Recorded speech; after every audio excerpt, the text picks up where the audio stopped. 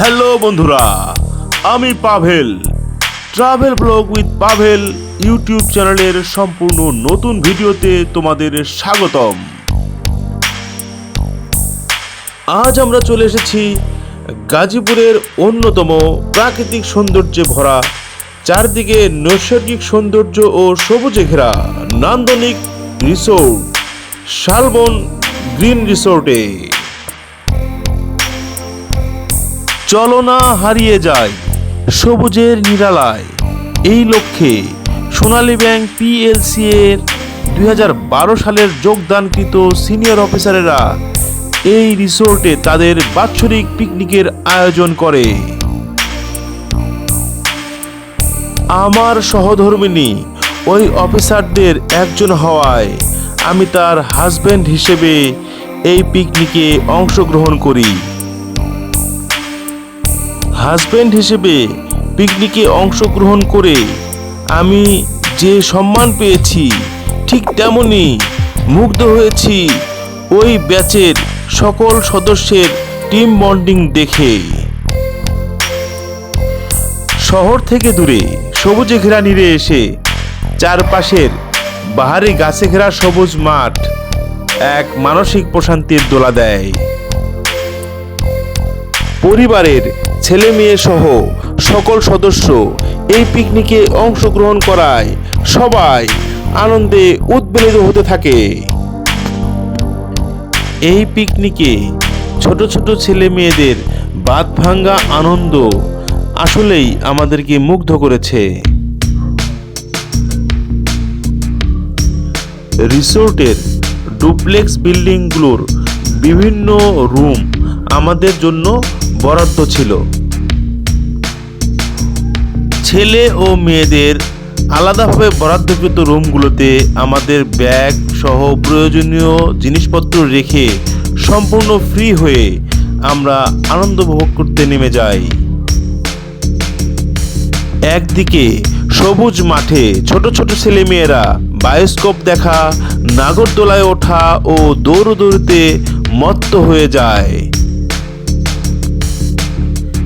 অন্যদিকে মঞ্চে কে কোন জায়গা থেকে এসেছে, কি পদে আছে, কোথায় পোস্টিং, এইসব বিষয় নিয়ে পরিচয় পর্ব সারে।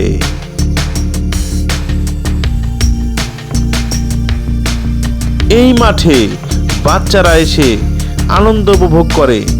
জীবনে প্রথম রণপাখি দেখে সবাই হতবাক হয়ে যায়।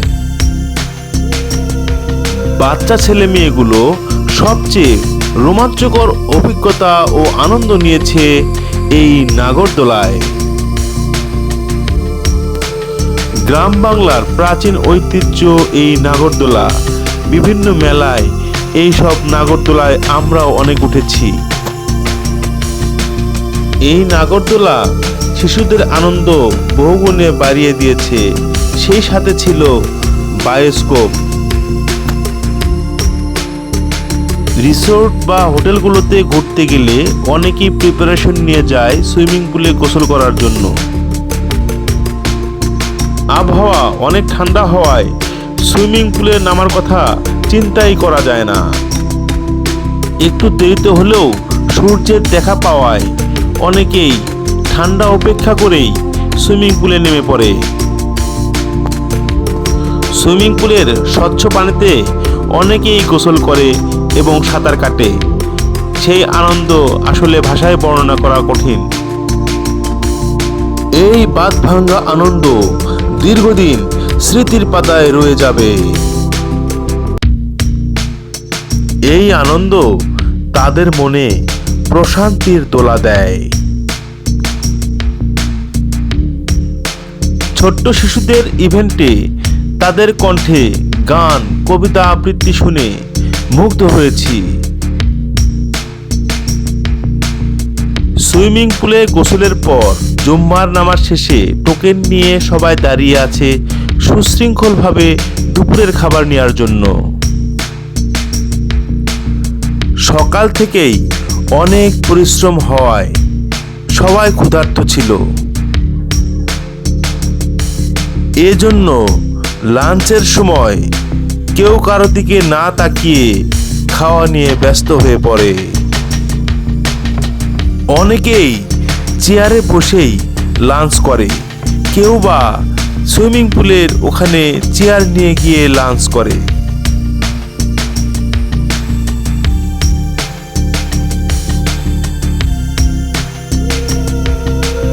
লাঞ্চ শেষ, এখন একটু বিশ্রাম নেওয়ার পালা। সামান্য একটু বিশ্রাম নিতেই শিশুদের ডাক পড়ে তাদের পুরস্কার নেওয়ার জন্য। বিভিন্ন ইভেন্টে যারা প্রথম, দ্বিতীয় ও তৃতীয় হয়েছে তাদের তো পুরস্কার রয়েছেই, পাশাপাশি সকল শিশুদের জন্যই সান্ত্বনা পুরস্কার ছিল। পুরস্কার বিতরণ শেষে শুরু হয় মনোজ্ঞ সাংস্কৃতিক অনুষ্ঠান। অতিথিদের গান, কবিতা আবৃত্তি, নাচ, কৌতুক ইত্যাদি পরিবেশনার পর শুরু হয় পেশাদার শিল্পীদের গান পরিবেশনা। পেশাদার শিল্পীদের গানের তালে সবাই আনন্দ ভাগাভাগি করে নিয়েছে। তাদের নাচ দেখে বিশ্ববিদ্যালয়ের জীবনের আনন্দ খুঁজে পেলাম। আমরাও বিশ্ববিদ্যালয়ে ঠিক এভাবেই বিভিন্ন কনসার্টে এবং বিভিন্ন অনুষ্ঠানে নেচেছি।